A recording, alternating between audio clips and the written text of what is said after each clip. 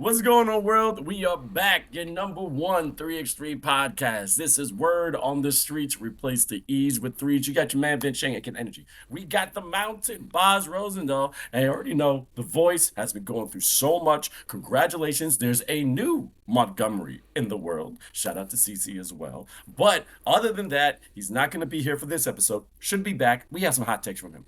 However, it's been a while. 40 games from the Europe Cup. 17 games for the Women's Series Finals, 96 games from the Under-23 World Cup, and also so many, and this guy's still recovering, from the World Tour and the Challengers. Over 200 3x3 matches have been going on the last time we were on this podcast, and now it's all wrap it up. Let's have a good show, and we're going to give you everything you need when it comes to 3x3 in 2025. Again, this is Word on the Streets. Replace the E's and threes. Let's get it!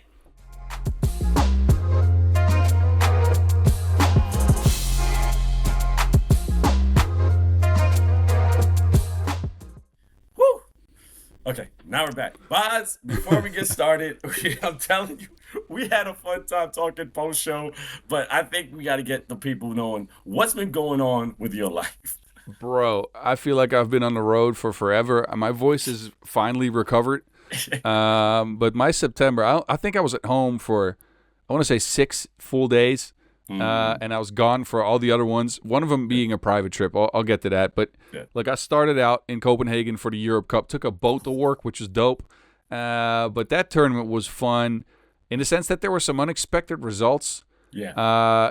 Men's side, of course, like Serbia whiffing on a medal. They haven't gotten a gold since 2023, I believe.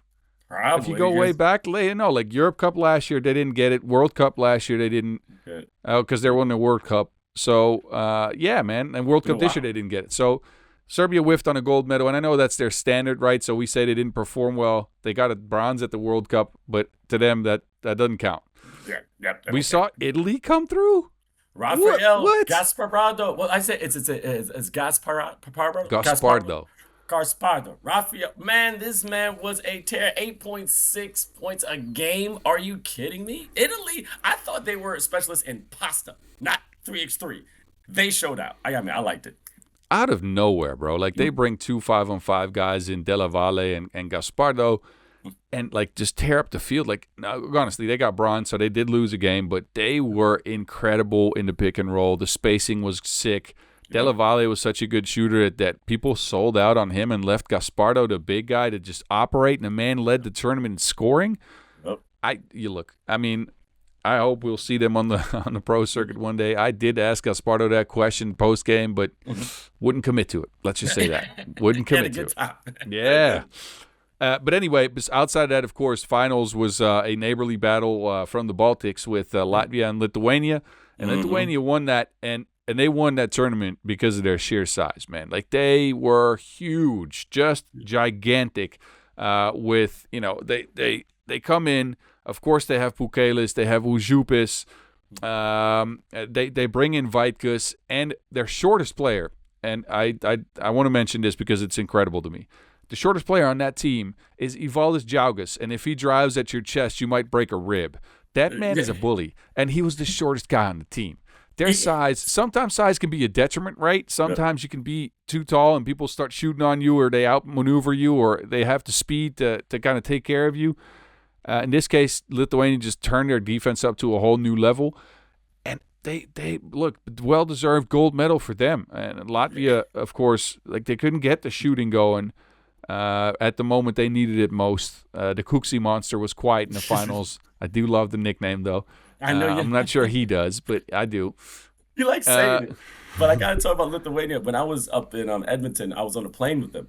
And again, these are giants. I'm in the emergency exit row. My legs, I'm only 6'1", 6'2". These dudes are really like lunchbox packed in their seats. I went back and said, hey, do you want to switch with me? And they're the best guys. No energy. We're good. Don't worry about it. And I'm like, all right. And some old white guy like grabs me and says, hey, did you recruit giants to get on the plane? I'm like, no, they're basketball players. Like, where are they from? Lithuania.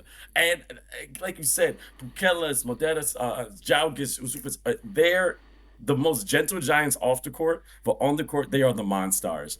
But I'm pretty sure you don't want to talk about it, but the way they celebrated with the trophy, Supis, I mean, hey, the cup, like, history with that. Did you get to talk Why? about? Why do you bring this back? I had scrubbed this from my memory. Now it's back, seared into my eyeballs. Look, for the people that haven't seen this, apparently this is some kind of Lithuanian celebration. They've done it before, and apparently they were paying homage. But Marius Ozupis, after winning a giant Europe Cup, put that giant Europe Cup in front of himself and had no clothes on and took a picture and posted it to the gram. And it's something I would like to unsee. And I would not like to be reminded of again. Thank you, VC, for that. That was You're wonderful. welcome. But so nice they did it twice because the under 23 did it Oh also. no, they did it again. Nah, that was out there, bro. Like look. If you pay homage to the greats, that's all good. But I don't want to see nips out there like that. That no. No, It looked like that Copenhagen cold got to him. Let's just say that.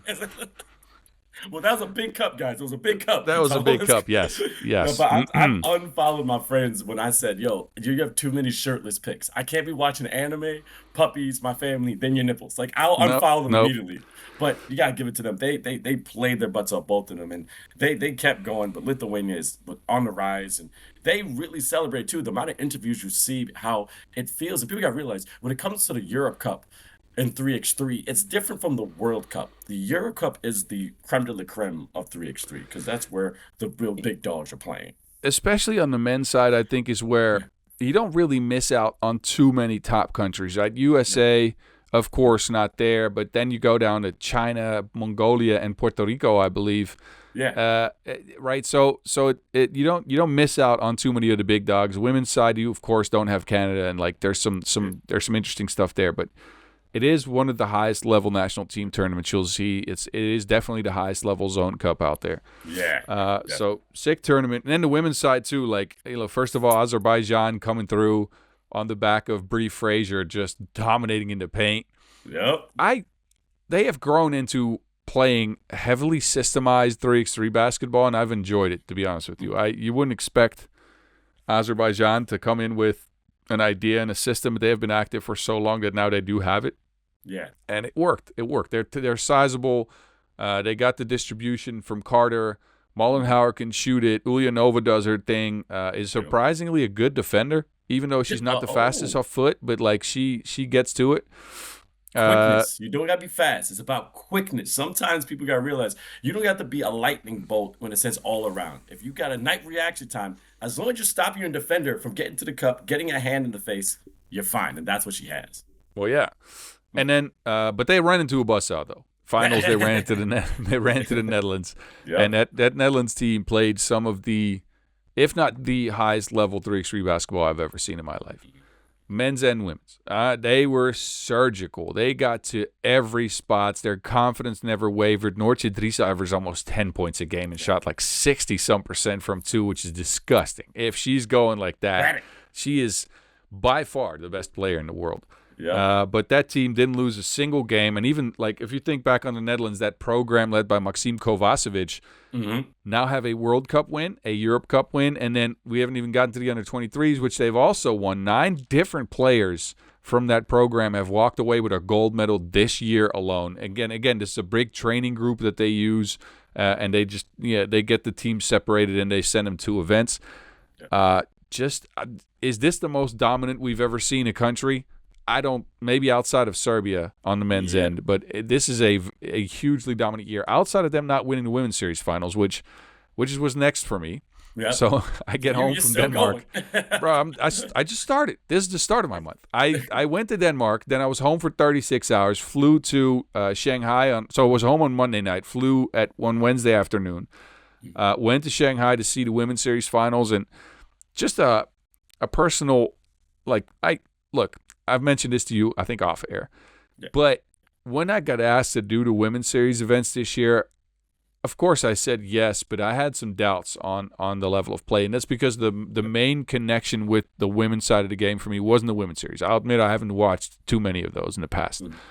But I've seen a lot of national team tournaments where you usually get a top 3, top 4 really good teams, and then bottom half maybe not so good, or the games don't, they're not as good. So I get into my first season on the women's series, and bro, did it surprise me. there Yep. is so much strategy. There's so many tactics going on. There's all these tweaks that teams are making continuously, and I've highly enjoyed it. And then for the Women's Series Finals to cap that off, and for me to get the honor to host that was sick. I was very happy with it. Proud of you, And man. You killed it. You killed it. I'm telling you, bro. You had some trying, great man. bars, but also with the talent level. And again, everyone's watching. We've now have an amazing evolution in the mindset of women's basketball in general, on all different aspects. When it comes to the 5-on-4, especially comes to 3x3, and we usually watch the women's finalists, and not to give shade on them. We know who's going to win. This one, I mean, Azerbaijan stepping up. We are the Canada's going to Netherlands, but I want to talk about CS Rapid Bucharest. I mean, Romanian. I mean, Limon Zone. I thought she was French. I didn't know she could play in the Romanian team, but okay. Hey, be both sides. They took out top teams. They took out Canada. They took out your Netherlands under 23. So there's talent around so many different countries, and now we get to see it even in a better light. It's just going to get better and better. But this women's series finals, it was a nail biter, and there was at least like 3 overtimes, which again we don't see a lot. No, and it was all played in one day mostly. That was the main interesting thing. Like day one, we had a rain delay, and it ended up being like too much of a delay. So we shifted all of the action to the Sunday, the second day of action. So we had most of the pool play games and then the knockout rounds, which in 36 degrees with 100% humidity, like that was a slog. And then I think, look, Canada, you mentioned him before. Canada wins this tournament, right? And they win it on the back of their incredible size. Again, we talked about Lithuania being a lengthy squad. Yeah. Canada bring Sasha Grant Allen, she's huge. Yeah. Kat Plouffe, Cassandra Brown. They're all like the same height. They're all like 6'3", 6'4". And then, or Brown might be like 6'2", but like who's talking? And then they bring Paige Crozon as their shortest player, and she's like 6'1". She's your height. Yeah, exactly. That's just, and the most underrated stat that doesn't get talked about a lot in 3x3, and it's not an official stat because we don't keep track of it, is deflections. And I think with their size and their length, they are so disruptive in the sense that they always get a finger or a hand on the Wilson, on a pass, on something else, which means you always, as an opposing team, you're trying to get into a certain rhythm and a certain flow on offense, and you can't get to it because after 6 seconds on the shot clock, the ball's out of bounds. It might be off Canada, but it leaves you with 6 and a reset, right, and a check. So that rhythm, they disrupt that so well. Well-deserved win for them. Well-deserved MVP for Sasha Grant Allen. Yes. 3x3's SGA. Look, I'm trying here, man. You like that? Yep, I do. I'm yeah. Anyway, but look, Canada was good. Azerbaijan's second place finish in a week's time. After the Europe Cup, they come in second here as well. So that program's on the up and up. Netherlands didn't bring Driesen for this one. Otherwise, they could have had like a season sweep. Yep. But hey, it is what it is. So from there, I'm not done You're yet. still going.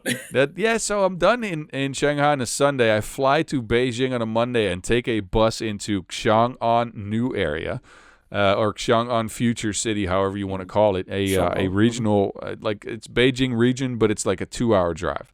Yeah. And I get to host the Under-23 World Cup. And first I got to show you this because I know you are as nerdy as me. And this is one of the dopest things I've ever gotten in my life. Oh my, is that a Lego set of it's Chinese Lego, so I wouldn't say like it's different Legos. But yes, it is a Under-23 World Cup commemorative Lego-ish set. And I'm so happy with it. It is super dope. They got us a bunch of stuff. Oh, almost rocked the mic there. All right, they got us a bunch of stuff. Look at this. You ever want a 3x3 postal stamp? I got you, buddy. What? Just all stamps? Bro, it's a stamp book. There's everything. I'm so I'm so Chinese stoked. do it right. I'm sorry, y'all. They do it right. But anyway, so I get to host like a World Cup, which is awesome, right? So it's the Under-23s. I like to see what the youth in 3x3 who is stepping up and stuff. It is, however, a beast of a tournament. I'm just done with 17 games for the Women's Series Finals, and then I step onto the mic for 96 games in 5 days. 96, baby. The working days were endless. Let me tell you, I loved the event. But I imagine this: you get on a bus at 8:30, at the venue at 9:15, and then work starts at 10. and doesn't stop until 10:15, 10:30 at night with a couple of breaks in there. My voice was raspy. I had no bars left at the end of the week almost. But what an insane week that was. Just incredible. And I don't know, man. Just I can go on and on and on naming some of the amazing stuff that happened there, from Chinese men losing a player to getting them back to losing them again to getting through the pool somehow.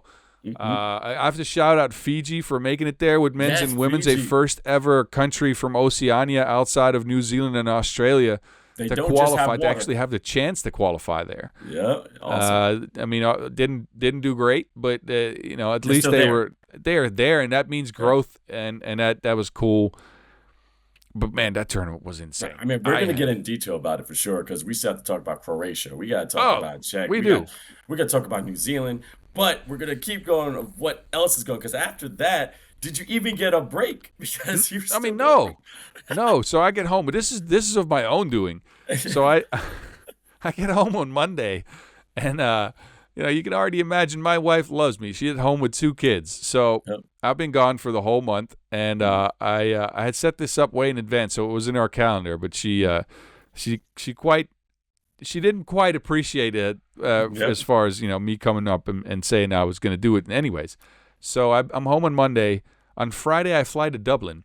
Yep. Because as some of you might know, I played quotation marks there, college basketball in the United States of America, and I made some friends. And those friends flew out to Dublin, Ireland, because they are from Pittsburgh, and the Steelers played the Vikings in Croke Park. Yeah. So I figured I'd had to go out there. So I flew out on a Friday.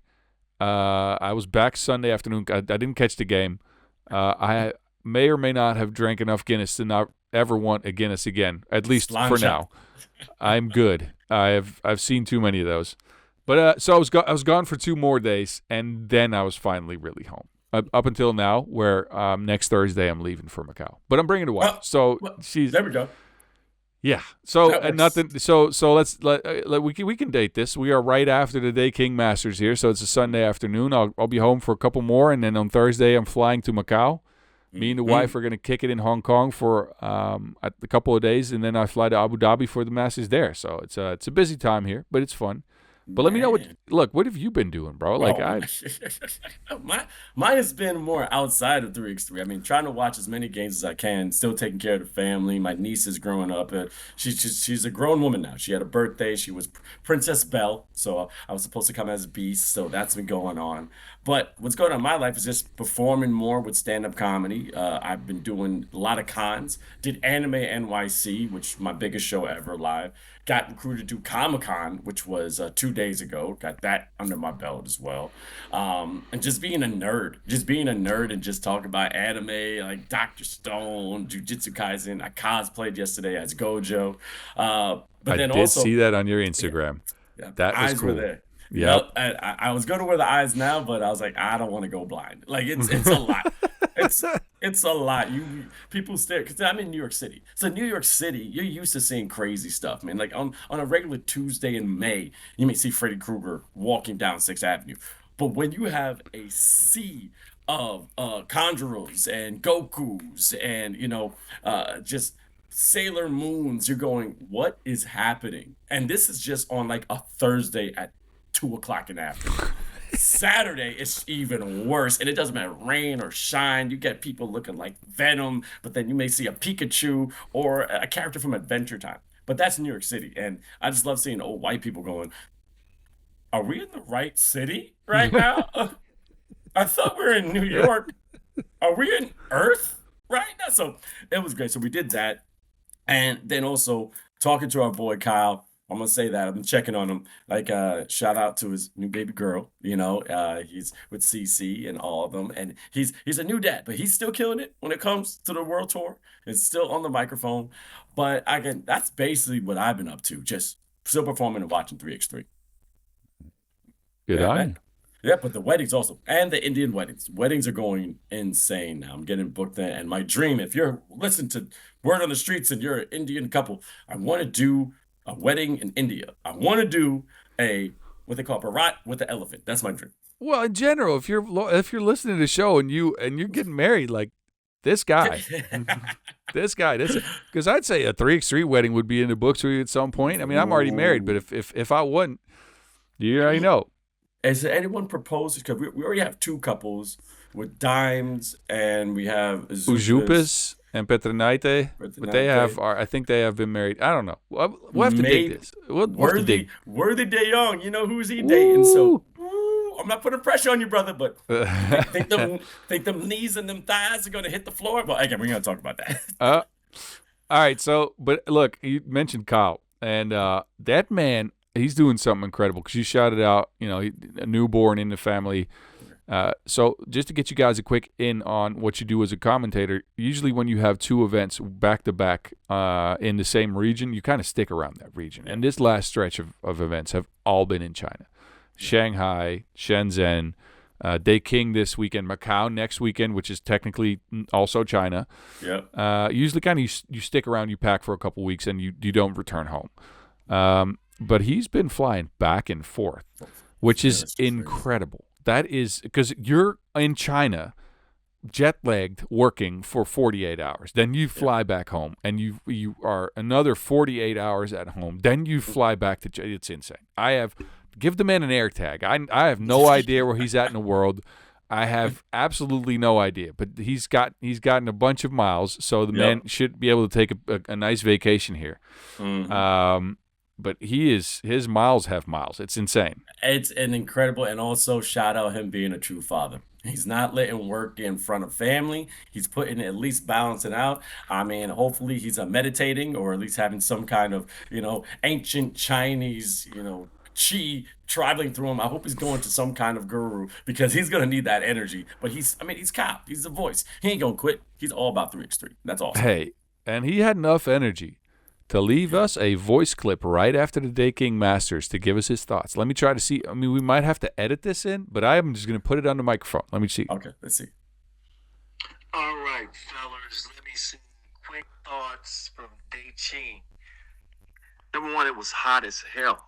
I think this might have been the most sticky, uncomfortable Masters we've had yet. As far as the play goes, it looked like was going to steamroll competition, but I could tell that something was different with London day two. And they're one of those teams with a player that I think is a microcosm of the team itself. Justin Pettis kind of flies under the radar, but he's got more ability than I think people give him credit for. And when he catches fire, I mean, the team they completely turn into a different animal. He's the best player on the floor out there to me. I mean, Andre Milutinovic for Lehman was pretty incredible too. But I think a good little twist in the story for London to get that win. Whether it gets them into the World Tour final, I don't really think so, but we'll see. Lehman looks strong. Dusan Popovic has proven to be a critical piece to the puzzle. Gigon to me is trending downwards. Vasquez looks great. Milutinovic looks great. Lehman's going to be a player. Chong Ming, I like Miezes and Las Manos together. I think their best trio might be Miezes, Las Manos, and Zhang with Xingrui Wu. Even though Cam Forte is so dominant, Toulouse is, man, they are going down the ski slopes. They have lost it, man. Wilson was bad. They are definitely headed in the wrong direction towards the final. I don't know what to expect from them. Even though Rifa lose, their stock is rising. 3 straight semifinals. Force is playing better.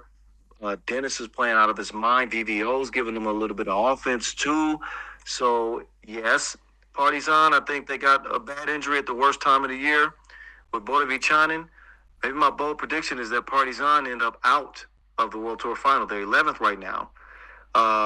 Maybe I change it to that. And London, Cinderella story. Happy for them. They're a group of good guys that got it done. And, it's hard not to root for the underdog in that way. So happy for them. If they can put it together in 2026, they could be a problem. But those are my thoughts. Man, Kyle Montgomery, the myth, the legend, the voice, still giving his 2 cents on the podcast, even though he's saying this thing. I mean, he has some great points there. I'm really on his side with Rifa stock rising. France, we were talking about off screen. They kind of stick usually you have a good old smelly cheese from France and a nice good dish, but this is getting too moldy, and I don't Uh, think I don't think it's gonna be edible. I mean, this is come on, guys. But again, his point with Chongmin, when Forte is on the ground, he becomes somewhat of a black hole, so everything gravitates toward him. But if he just learns to dish it out more, then that could be more dominant. But Zhang, he's a player. He's a player when he works with Miezis and Cos Las Manas. But we see Las Manas too also tanking a little bit because maybe the age. He has ebbs and flows with his games. But I mean, Kyle knows his stuff. And I mean, what you feel about his voice? I mean, his voice sounded great after that tournament. No, I'm kidding. So look, I think Deqing will be the start of us kind of recapping the last few weeks in China. I've watched most of day 2, a little bit of day 1 in Deqing as I was doing some family stuff, but London came out of nowhere. But I enjoyed the combination of Pierce and Roger, who almost ended up with the same averages, right? Pierce ended up averaging 6.8 points per. The Roger are at 6.4. I think his addition to the squad gives him a little bit more fluidity than Hamilton does. Hamilton gives him some one-on-one creation and some muscle. But the Roger is a connective piece, right? And he's an extremely good connective piece. So he's not just a pick and roll player; he can shoot it as well. He's getting the key assists. He's doing the handoff stuff, right? So I shot at like 27% from 2 in this tournament. I don't mind it. I don't know if him and Hamilton on the floor together works, and they're going to have to make a choice at some point. But this might be their last tournament of the year, so that choice might never come. Pierce is nice, though. 50% from 2. 10 of 20. That helps. The man was on one. He always looks... He looks like an off-ball player to me. In the sense that he is lanky, but I don't know if his creating chops off of a ball screen are all that. And in some tournaments, they are all that, right? And this is one of them where he just continued to tear it down, like shoot it, but also hit his teammates under the basket. I like what Langborg has grown into. But out of nowhere, man, London had been horrible. And I say that, but they had been terrible as of late. Like they came in 11th and 12th in a challenger in the last month. Let me just say that this was not in the cards for me at all. But they got here. So big ups to them. Limon, interesting. I like it. I'm not convinced on Limon. Okay. But it's always, and this dates back to one of the challengers we'll get to. The body language for those guys when Milutinovic is not there, and even sometimes when he is there, is just off. And they always seem to have an argument or like a scrap with each other. Some tournaments they'll push through. Yep. Some of them you don't. But Deqing in general was a dope tournament. I gotta shout it out. I mean, the Manimal was going off on the sideline to his team. If you saw that, I know how passionate it is, and again, I don't speak Serbian at all, but just from the mouth movement was going. I don't know what y'all doing. If y'all don't step up, all y'all are cut. Like he's taken up that leader role, but I've never seen him that passionate when he wasn't in between the lines. Usually when he's on the bench, there listening, but he was in it and was pissed, which, I mean, I love it. That shows passion, but dude may transform to something else. Yeah, you're right. I think one thing Kyle didn't touch on, and I think it's a storyline that's starting to develop here, is that Baskets Bond, they went 0-2. Yeah. Baskets Bond without Giesman is kind of meh. I mean, it's kind of meh. It is meh. They cannot score the rock, bro. No, look, dude. No. 14-11, they lose to Marbella, and then they lose to Oob 21-13. And like the Oob games earlier this year were at least close. Yeah. But an average of 12 points per. They can't get Schultz going. They have no primary creator when Giesman's not on the floor. They're missing 10 points per game. They have no way to make up for him. I mean, all love to Luka Ozona, who's stepping in, but he's not Giesman. And I think Ozona's trying his hardest. He's improved as a player. He's just not Giesman. He's not going to give you 10 points. And if no one else is going to give you 10 points, this squad is just a bunch of decent defenders that are out there struggling to score.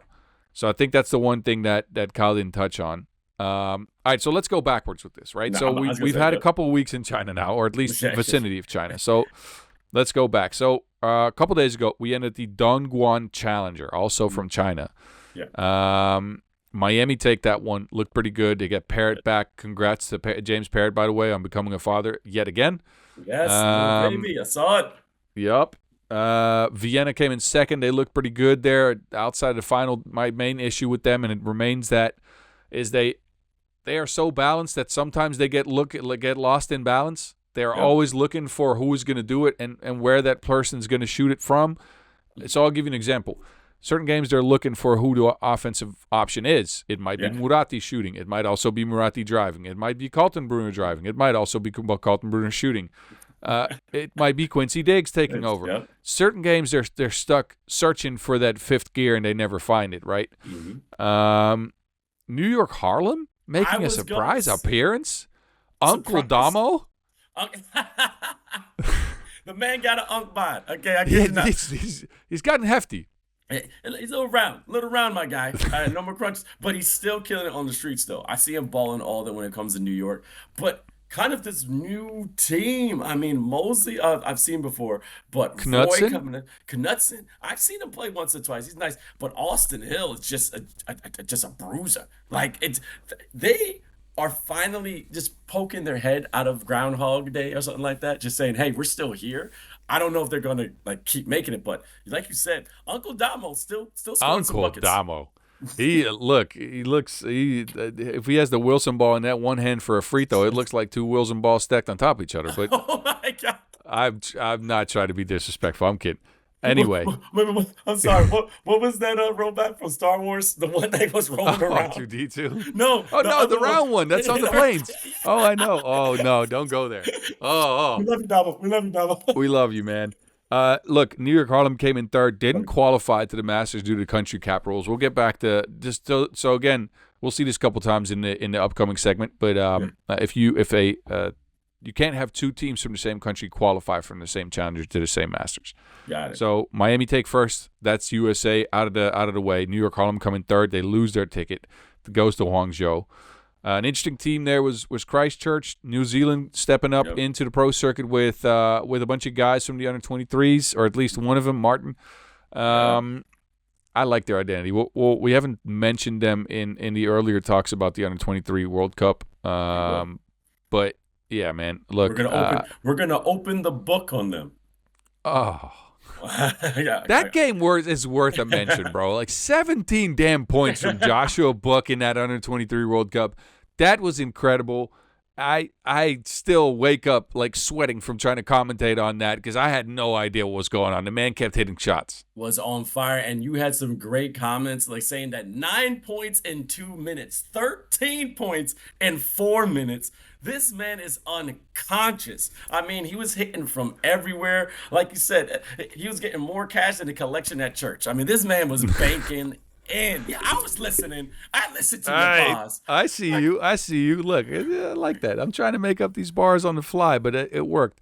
Yep. The one I'm sad missing out on is because, again, this is under 23 World Cup stuff, but Serbia beat them in a must-win game for New Zealand, and Vuk Vukicevic hit the game winner after Joshua Book went off for 17, and I should have said Vukicevic closes this chapter or something. I didn't do it. Anyway. Anyway. You got it. Yeah. But anyway, look, Dongguan in the books. We go back to last week. We have Shenzhen, also in China. Yep. Of course, get the first. They have Vuk Vukicevic on the team, the one that I just mentioned, played in the under-23s. Yep. But the big story from that tournament was Samobor from Croatia. Yes. They also came out of nowhere. Speaking of, London came out of nowhere to win one, but they had already had an appearance on the World Tour. Samobor, they stepped into their first ever World Tour event. I said worst. It was their best right away. They come in fourth. That team is made up very interestingly. I think we're going to see more of them. It had been a while since we saw a Croatian team operate on the World Tour at a high level. Yeah. And all of a sudden, out of nowhere, it's Grgic, Vrgoc, and I'm trying here, Jakovic and Spaseski, and those last two came from the under-23 World Cup. Spaseski is the one that caught my eye in that tournament. I'd say I compare him to a little bit of a faster Stefan Kojic with no beard. He's got the creation chops. He's got the shot. But the main guy on the team for them in Shenzhen was Vergoch. Vergoch ended up as the second leading scorer with 35 points. Main guy in player value. Bigger guy, can shoot, can also move on the block a little bit, can drive. He did it all. Yep. And I enjoyed Samobor, man. They played fresh. They beat down on Amsterdam in the quarterfinals, 21-8. 21-8. That. I've never thought Amsterdam would never not go into double digits, which is that it doesn't matter who's on that squad. You got to at least get 10 points. They took their soul, bro. They took their soul. Your soul is mine. Oh my goodness. But anyway, it's, I think an interesting note to that tournament is that Partizan beat UB on day one. They looked incredible, and then they lost Vuk Budovichan in one of their, I want to say, the most important guy on the team to a knee injury that did not look good. Hyperextended that knee, it looked like it, and he couldn't play day two. Of course, they lose in the quarterfinals after that injury. That was hard. I mean, like you said, as a basketball player, and everybody knows, injuries are always, a part of the game. But there's certain injuries, when you look at it, you hurt just from looking at a screen. I mean, I have that when someone rolls their ankle already, bro. I have that very quickly. But when you see it, but then also when you hear something like, I remember when Michelle Plouffe, she tore her ACL, right? And you heard the scream back in Canada when she was overseas. And Kyle said, when you hear a grown man yell, you go, maybe he's hurt. When you hear him screech, you going, he's in pain. I my knees hurt right now thinking about it. But all best to him. I hope he gets. Oh yeah. Like speedy recovery. I think they're going to need him, and I'm not sure he's going to be back for the rest of the season here. Yeah. They're going to miss him hugely because he was kind of their secondary creator, maybe their best shooter, even a good rebounder, a good connective piece. So they struggled without him, and of course in Deqing they also struggled without him. So we'll see if Partizan ends up in or out for the finals. We'll get back on that. Yeah. Other stuff from Shenzhen that I wrote down is that Chang Ming just did not look good. 0-2. Stinky. Yuck. And Rifa came in third, and again, you heard Kyle mention it. Rifa's been on the up and up. I didn't mind it. Can we take a second, because we have been crapping on Rifa since the beginning of this. Like really, every time I have been too. Yeah, I have to say, yeah. I have, but maybe they finally listened to the podcast, because Donker has been going absolutely Donkey Kong. This dude finally is stepping up and being the player that we have said being the MVP, averaging so many different points coming into the different seasons. I'm loving the stock rise, and maybe they inch yourself into the World Finals. I mean, are they in any other Masters coming up that they can get some more points? Yes, they're going to be in Macau, as you saw. Abu Dhabi, they're not in Abu Dhabi. They might be in Bucharest, though. I'm not sure. Yep, they're in Bucharest. Yeah, they're in Bucharest. So they got 2 more shots to inch their standings to be in the World Finals. So we'll see. It's going to be fun. And if Dennis keep being Dennis the Man's like supposed to, averaging 8 points and doing his thing, they'll be fine. Yeah, and look, maybe they've listened to the pod. I think it's also the ad of Milos Antic, who I know you're going to talk about him. He's a good defender, but the main thing with him is that he fits this style of offense that makes Donkor and Forts work. I will try to explain this. The Antwerp and Rifa teams of old, they used a lot of movement, a lot of off-ball screening, a lot of extra movement to try to see if they could catch you off guard, and also pick and rolls as kind of an alternate to that to get you away from. So if you're thinking they're going to do some off-ball stuff, all of a sudden there's a handoff, there's a pick and roll. They did not, without Brian de Valk, they did not have a guy in that position, in that kind of that screener role that could do it. All credits though to VVO for trying, Casper Augustijn for trying. They're not, especially Augustijn is more of a pick and roll lob threat than he is a mover in an offense and a distributor. Antic is that distributor, man, and he's making them play. He's making them go. It's even had VVO pick it up on offense. Like, he is connecting all the stuff they want to do, and they got their confidence back. They got their swag back a little bit. They lost that. They lost their mojo like Austin Powers. Now the mojo is back. They found it, and it looked good. I don't think they finished outside of the top 5 with Antic on the squad. Yep, All right, let's run through these last couple tournaments here. We got Kaohsiung, who happened at the same time as Shenzhen. Miami 3rd, Kanazawa 1st. Yeah. Taipei won both 2nd. This was a weird one, man. This was a weird challenger. I loved it, though, because the finals featured a pace and space Kanazawa against Taipei Wanbo, who featured the widest human being I've ever seen in my life. In Dordish Simunovic, who was just, like, I want to say 6'5" wide, 6'5" tall. And he can shoot. He can roll to the basket. He doesn't jump at all. And he's still scoring. Like, that was fun to me.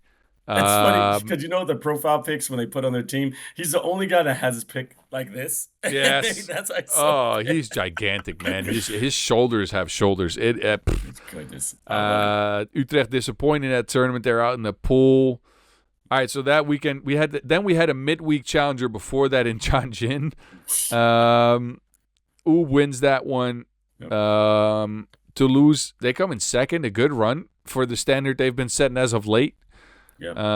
Another country capper here, as the third ticket was supposed to be going to Partizan but didn't. And they gave it to Lugano because Oop came in first, Partizan in third. Yep. You know the drill. Chang Mingo 0-2 in that one as well. Again. Yep. Just terrible. Yep. And then a weekend with the Shanghai Masters Mataro Challenger before that even. So that was Mataro was like the last event in the Western Hemisphere. That challenger was weird. I mean, a bunch of Spanish teams did well. Marbella ends up winning it. Yeah. But Mataro did well on day 1, didn't do so well on day 2. Barcelona stepped up, but, country cap rules. There we go. Because Marbella came in first. Barcelona's third place didn't matter. London and Carolina, top seeds, they were out early. Quarterfinals. Yeah. That didn't look good. And in the Shanghai Masters, Miami got their second one of the year. That's kind of their statement win here after the Utsunomiya opener. So that's really good. That was Rifa's first top 4 finish on the Masters in the season. That's when the rise kind of started. Hangzhou showed the best side of themselves before going to Shenzhen and ending in 12th. They come in second, beating Oob in the quarterfinals. And Amsterdam and Toulouse, their trend downwards was kind of already going at that point, but Amsterdam was out in the quarterfinals, Toulouse was out in the pool. Yuck. So this is the last 3 weeks. I feel like I'm out of breath. We have had 4 challengers, 3 masters, one of them not in the vicinity of China, and in the sense that Shanghai, Shenzhen, Deqing, all masters are in China. Dongguan, Tianjin, 2 challengers in China, and then Kaohsiung was in Chinese Taipei, which is officially not China, but it's just close. Monopolizing a 3x3 and 1. But I have to say this because you sometimes you're a homer. I saw a team in there, which I want to say, because we know New York Harlem. To see Harlem from the Netherlands was actually kind of dope to see. Seeing that there's a team coming from there.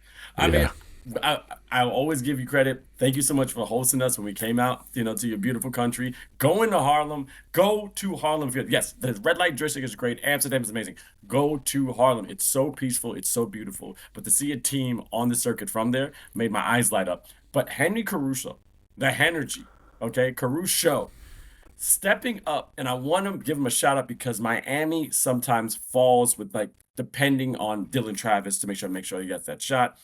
But Henry Caruso is that man that when he gets into the second gear, he can run the show. We've noticed his rebounding ability. We've noticed his defense. But when he's a scorer, it's David. Mitch Hahn can definitely score behind the 2.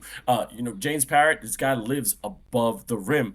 But when Henry steps up, Miami is a very dangerous team. And that's what we saw in Shanghai. And I got to give him flowers for that. Yeah, agreed. All right, so based on the last few weeks, and because we haven't had a pod in I think a month and a half, we'll get back to regular scheduling here as in 2 weeks after Abu Dhabi, Kyle will hop on. But based on this last stretch, I'd say the last 3 weeks, I want to play a game with you. Okay. I want to play a game called Hot Take or Cold Truth. Hot take. Okay. So we come in with some statements here, some real bold statements. All right. And we'll either so I'll give a statement and you can say it is a hot take, or it's a cold truth, and you defend the point there. Okay. And we'll just keep it going for a couple of statements. We'll see how far we can go. We even had a statement from Kyle Montgomery. Oh, okay. You want to start us off with that? Let's start with Kyle Montgomery. Kyle, what you saying, man? What you saying? Hello, Mr. Montgomery. You're But, here. yes, it's so great to see you. It's so long. Hey, I'm a father. Hey, CC, my baby. I've just been, going everywhere. Got my miles. Because I'm the voice. The voice is always the voice, and I'll be the voice in your world. But yeah, we got some great statements. Some of these players are doing their thing, but it's good to be back. It's good to be back. All right, Kyle. So, what's your bold statement here over the last couple weeks? This is what I gotta tell you. Look, London will sneak into the World Tour Finals. Okay, the Skyliners are flat. Basket bond without Giesman. It's great there to go, and Carolina will be rusty. London may get a QD spot, but I'm saying London right now, that bridge is not falling, and I think they're gonna make it. Hot or cold? All right. All right. So I think this is a hot take, but I don't know if it's a good take. Let me explain. I think points wise, the World Tour Finals, only a couple of teams qualify, right? And it'll be a field of 10 teams from the regular season standings. There'll be 3 performance slots in there. I have no idea, because I haven't read up on it, I'll be honest. I have no idea what those performance slots go about. I don't think London can get into the top 10. They are 12th as is. They have no more tournaments. And, they're at 229 points. But one of those performance slots may be, I do think a high probability is that Ulaanbaatar will make it in, because they have 3 Masters left. Rifa, of course, is already in. So the top 10 as it stands right now is Vienna, Rifa, Hangzhou, Toulouse, Radenvaris, Lima, Chongming, Miami, Amsterdam, and Oop, of which a bunch are already safe. I think next pod we'll have to dive into this, but I think it's a hot take. I do think it's not a take that I would support though. But Buzz, that's why your head is so on the clouds. I know you're the mountain. Let me play with my beard a little bit, because that's what I got to do is show people I'm not balding. What are you talking about? The thing about, look at the standings. Partisan is right there at 11. Vienna sometimes is back and forth. Hangzhou, are they going to hold it? London has been piercing the game with Justin, and they still haven't unlocked Megatron. Let me keep playing my beard so it sounds like I'm smart. So the thing about it is that I just think that Puerto Rico can't go. So, look, London is hot. And I'm telling you, like I always say, I'm always right 60% of the time of 60% of the time of being right. So, hey, what I say goes. All right. Thank you, Kyle, for that statement. Wonderful. All right. Hey, Vince, you're back. All right, good. Hey, what happened? Man. Kyle popped on. All right, cool. So let's bounce a couple of statements here. I'll start. Okay. Statement. Rifa's rise is real. They are the main contenders for the crown outside of Oob. Okay. As of right now, second half and the latter part of the season, I'll say that's a hot take. All right. I say it's a hot take because of what we said before. If Antic, like you're saying, is the key part there, plays the way he's supposed to, and being a connected tissue allows Forts to play. Forts starts also is a big man that knows he can shoot behind the 2. If he starts getting that pick and roll action and maybe a pop and scoring that shot, good. Dennis Donker as well just got to be more aggressive. They are taken out, and we see, they're always been number one, but anyone can beat. We've always said, as long as you see a god bleed, you can take him down. And Oob has been going down in a couple of tournaments. They've proven they can go against the number 1 squad in 3x3 right now. So if they ride this wave, and this is a wave that they have to ride, I think they have the chance to be in number 1. Yeah, I say it's a hot take. All right. I like it. All right. Hit me with a statement then. Okay, man. Now here's the thing. For MVP, we're still looking at Str33ts. Do you think that's still in the cards the way he's playing? I think that is a cold truth. I mean, look, you have to look. The thing is, I support it, and then I want to make a counter argument here. Doc Strange has top player value on the year. That's usually a big indicator on the MVP race. He's got the most highlights, the most key assists. He's top 3 in scoring. So he's got all the stats, most drives too. It's been a Stojic kind of year. So if you look at Oob, who are now 6 Masters, and then first, they have a couple of chances here to make a 7th, which I think would be historical because I think 6 regular season Masters is the most the team has ever won. Yep. If they end up atop at the end of the year, I think it might be strange, especially with him being an improved 2-point shooter. Mm-hmm. But when it comes to gut feeling, there it is. I'm not saying it's not a cold truth because he'll be considered MVP.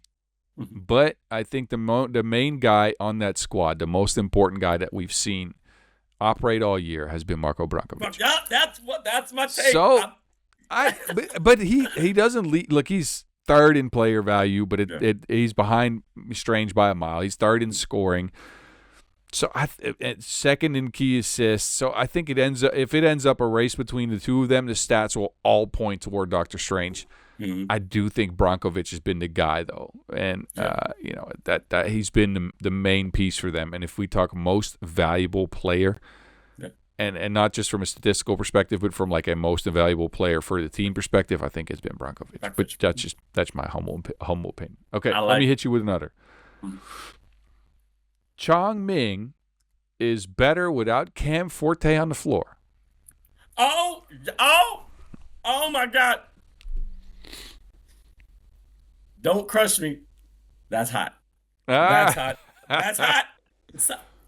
It's hot because if you look at the fluidity of Chang Ming when he's not on the floor, because yes, he does get the ball. He's absolutely a Shaquille O'Neal of 3x3. Okay, he's going to his left. We all know that's all he's gonna do. However, when you have a dominant player that and he does not score and all he does is shoot, miss, or not able to play defense, then the momentum of the team starts to slow down. When you have someone like Chang that can move the Barack and pass it to Cosmos Minus, then you got something special, especially with 3x3. I wanted to talk about with the under 23 because I was watching the game and basically you're just pressing the slow button. It's just like when you talk to college players, you go to NBA, the game's a lot faster. In 3x3, you got to be quick, all right? Unless you have to be surgical, like teams of Lafayette when you had, crewmen and stuff on our squad that they knew how to pass, but they would know how to slow down the game. Ford sometimes slows down the game too much, I think, for Chang Ming, and they need more speed. So I think they're actually better with him not on the floor, and that's just my take. There you go. All right. Okay. Hit me. All right. Now, this is which Kyle was here. Does basketball ever stand a chance, especially this year or next year, if Giesman does not play to his ability or is not on the floor? Do you think they can win games without him? Hot or cold take? On the World Tour level? I mean, they can win a game against a bunch of people from the street, but Okay. all right. Against the top. No, like I think so. So the way you pose that question, I think the cold truth in that is the fact that they cannot. They just don't have the scoring, and however much I like their defense, and I think they've grown to be a more together unit. They have all shown individual improvement, but Aguiman's shot is very inconsistent. He's not been able to consistently knock him down. Schultz is still kind of figuring out who he wants to be on a 3x3 court. He's just gotten into the game. Bekai can disappear some games and just not be visible. Ozono, like we mentioned it earlier, is a kind of stand-in. Oguni, way too raw at this moment. And what I saw as they got bounced in the under 23s, by the way, very early on, is the fact that those fellas don't know how to carry a scoring load maybe anymore. I mean, G-Man has shown it in the past, and they are now just very dependent on a steady stream of buckets from Giesman and like teams having to sell out on his positioning in the paint. for them to get their offense going. They have not been able to shift into a new gear offensively without Giesman at all. So I don't think, if he's not up to at least 80% of his abilities, I don't think they're going to be able to win anything. Okay. All right. Okay. You got one more for me? I got one or two more. Let's see here. I got two for you. All right. Cool. This is this interesting one. We will not see Toulouse get past the quarterfinals for the rest of the year. Oh, man. Why are you going to do that to me? Oh, come on, dude. All right, let's before I answer, let me just do the research. All right. Let me tell you what their results have been ever since winning in Amsterdam, right? So they won way back in May in Amsterdam. They placed fifth in Marseille. Mm-hmm. Since then, and fifth is, by the way, a quarterfinal exit. Mm-hmm. 12th in Vienna, 7th in Hong Kong, 9th in Shanghai, 5th in Shenzhen, 6th in Deqing. All quarterfinal exits ever since May. This is a team that last year came in second 7 times. Now, I'm looking at, all I see them in Abu Dhabi. That's the only tournament they're going to be in. So I'm looking at that squad. You still got Carolina, who's been cold but can get up. If Giesman plays on the basket bomb, you know what? There's a cold truth there. There's a cold truth there. There's a very cold. Look, Toulouse. I think we said this when Bordeaux came to lose, because we're saying, please, you have nothing to lose. But here's the thing: you are losing everything. Okay, you are really being not the squad we thought. Sometimes you get on this high and then you have this transcend down. I think you're right. That cold truth is we don't see them get past anything in the quarterfinal. They may make it there, but they're not going to get to the semis. And yeah, you're right. The way it is in the pattern is, and maybe because we've done this before, we say this on a podcast, and the next tournament, then they turn things around. and it only took us about 5 months of saying negative stuff about Rifa here, and me writing a bunch of articles in which I just destroyed him. And look, again, this is never personal. I like the guys, but Toulouse, just like Rifa earlier this season, Toulouse is playing terrible. Yeah. They are not good. They don't look connected. They bring Wilson, who is a good, gifted individual scorer, but is also a liability on defense. But with him on the team, it just starts taking turns, because Joko has one mode, and that's attack or not attack. Segela has kind of his individual offense outside of maybe screening. Mm-hmm. Suhard, we know he can work a screen, right? But there's 3 guys on that team. If Rambo's not playing, there's 3 guys on that team that want to get theirs, and that's not working out. Okay. Got it. All right. So this is how the cold take, and I like this guy. We've seen him dominate in under 23, also now in the World Tour. Do you think next year, because again, we know it's going to happen, Vuk Vikovic is now on the road of becoming one of the number 1 Serbian players when it comes to 3x3? I'll give you that theory right away. Hot take. That man is a beast. He's got all the tools. All the tools. He's like. So if you put the shooting for Majstorovic, and I'm not saying he's as prolific a shooter, but he's got the touch. If you put Majstorovic's shooting in a taller body than Strahinja with the same athleticism, so he's got the hops. Yep. Then he's got the passing chops a little bit. You don't see it often, but he's got the handoff game that Brankovic has as well. Mm-hmm. And he's got some individual creation off the bounce. Man, he is gifted. Yep. And I think he is definitely the future of Serbian 3x3. I think now you see them feature him more because Majstorovic is out with an injury, so it's kind of a must situation instead of they want to bring him along slowly. I don't think he's backed down from the challenge at all. I think he's stepped up and he's done a good job stepping into the premier team in the world as a youngster that's still, 21, 22 years of age. And I think we might see signs next year. I think they'll play him more, but I think they're going to start featuring him because now they have Strange on the floor, and they feature him in kind of that handoff role or maybe a secondary creator off the ball. At some point, they're going to give him a tournament where they just say, here's the keys to the ignition and run the show. We might not bring Strahinja for a challenger, and let's see what you can cook up. I cannot wait for that. I think the one thing that he has to I improve can't on is wait. maybe the creation behind the screen, but I cannot wait because I think he's so gifted, man. He's got all the tools to be possibly the best player in the world in the next few years here. I think so too. I mean, there was a punch that he did, and normally when you see someone dunking 3x3, they rattle the rim like a Megatron or James Parrott. This dude cocked it back, and I heard the rim scream. Bomb. But he's so also gifted with his footwork. I've seen him do a 1-2, not even like a Euro step, it was just a prance down the lane and his lankiness. It's fun to watch him, but I'm saying, woo, Maestro, we love you. And I had him, and we were in Amsterdam. I thought he was going to be MVP this year. With that injury, that's not going to happen. Nope. But the next person in line, Vuk, ain't Vuking around. I like it. Oh, all right. I see you. I see you. All right. All right. So I think so what I wrote down as far as statements, very similar, I think, to what we have already talked about. So let's move on. Okay.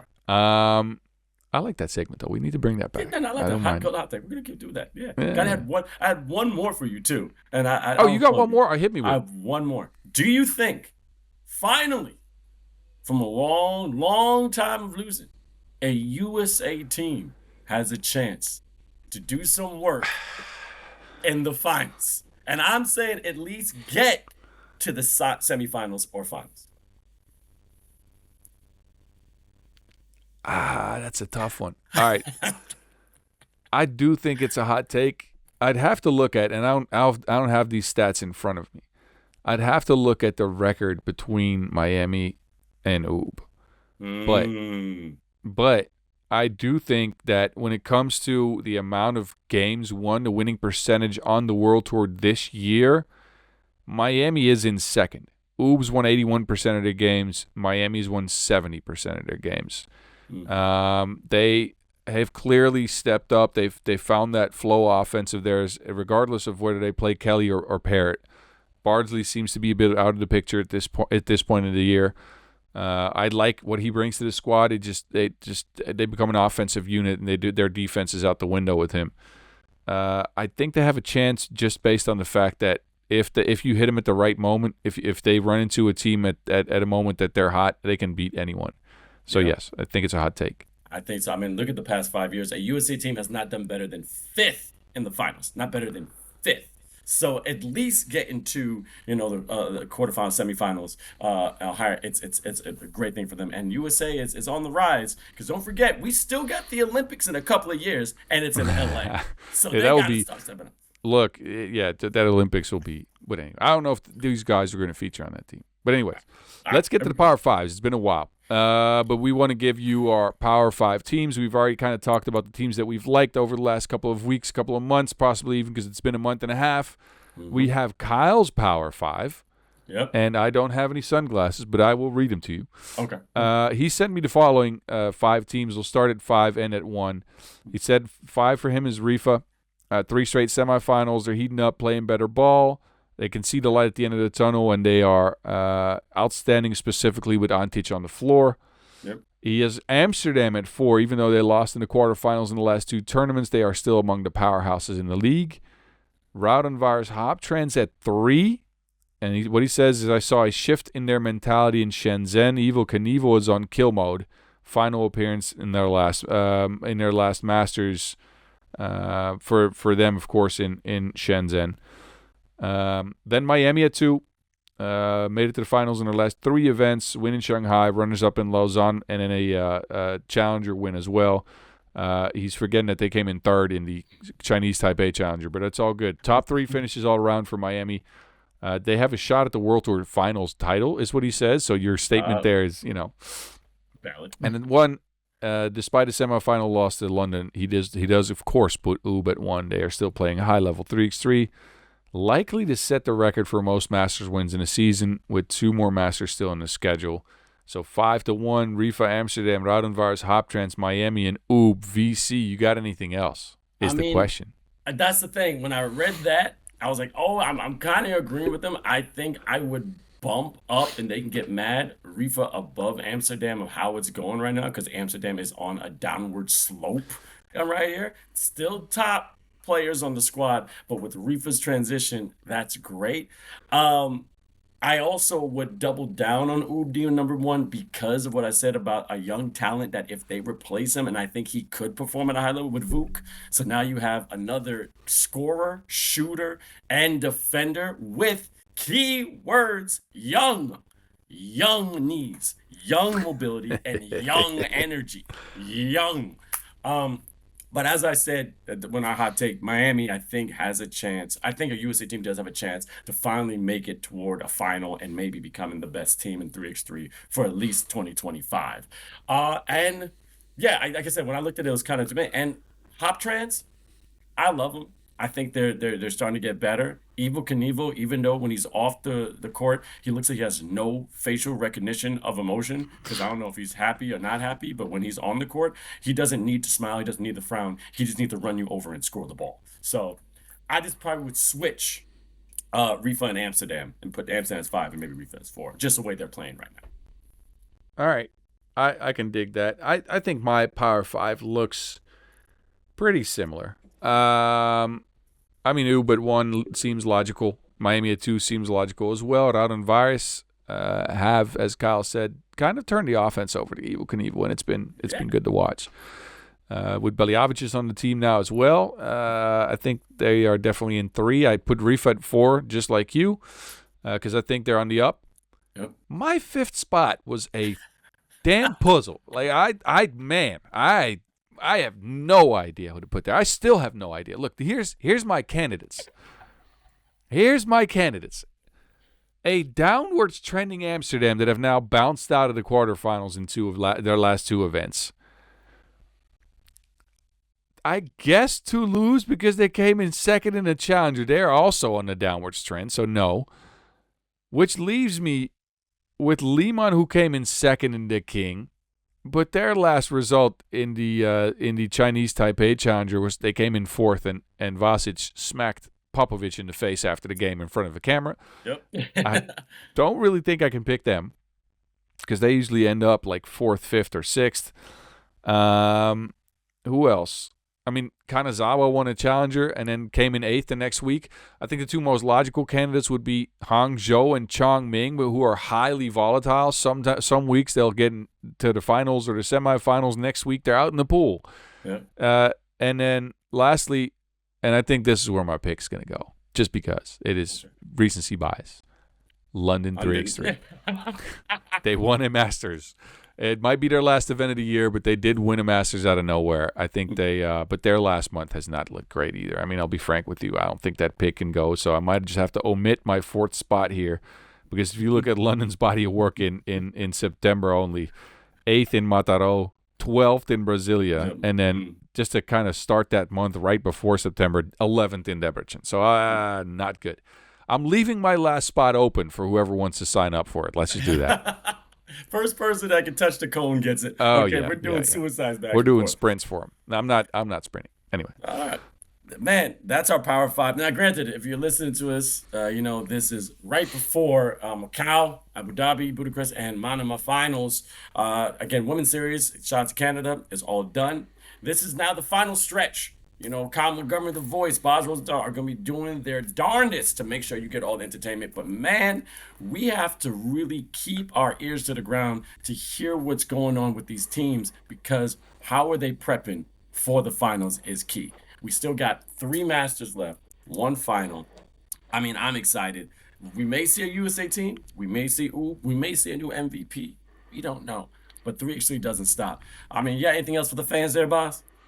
Not really. I'm excited for the next couple of weeks. I'll be in Macau, I'll be in Abu Dhabi. I will not be in Bucharest, but I will be in the Manama finals. I'll continue to write my weekly stuff, so check out the Word on the Streets Substack for that as well, where I just give you my thoughts on the weekend every week. And outside of that, man, I'm just happy to get back on the mic. We'll be back in 2 weeks when Kyle Montgomery will join us again after the Abu Dhabi Masters. Oh, no. I'm right here. Oh, no, he's back. He's back. Hey, Bas, here's the thing. I'm always here, baby. Okay, if you know, that's why I'm the voice.